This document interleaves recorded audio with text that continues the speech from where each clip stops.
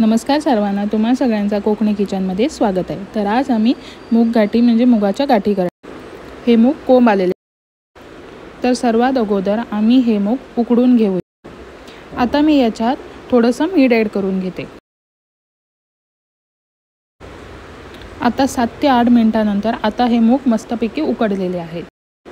तर दुसरीकडे आता आम्ही याच्या वाटणाची तयारी करूया। मिक्सरमध्ये ओलं खोबरं ॲड करून घेते।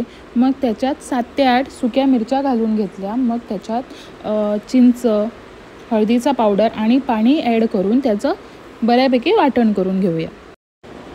हे वाटण जास्त पातळ किंवा जास्त जाड पण असायला नको आहे। हे असं मीडियम असायला पाहिजे, तरच ते खायला बरं लागतं।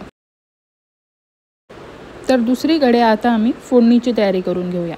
एका पॅनमध्ये तेल घालून ते तेल गरम झाल्यानंतर त्याच्यात मोहरी घालून घ्या। मोहरीचा तडतड आवाज आल्यानंतर त्याच्यात कढीपत्ता आणि हिंग घालून त्याची फोडणी तयार करून घ्या।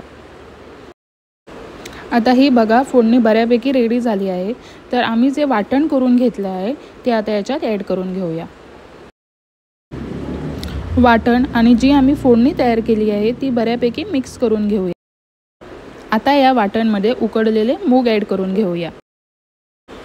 मूग ॲड करून मी हे 2-3 मिनिटं गॅसवरती उकळी येईपर्यंत ठेवलं। आता या मुगाच्या गाठी रेडी झाल्या आहेत। तर वरून गार्निशिंगसाठी मी कोथिंबीर ॲड केली आहे। तुम्ही या मुगाच्या गाठी भात, भाकरी किंवा भाजीबरोबर पण खाऊ शकता। तर अशाच प्रकारे नवनवीन रेसिपींसाठी कोकणी किचन बाय अनिताला सबस्क्राईब करायला विसरू नका।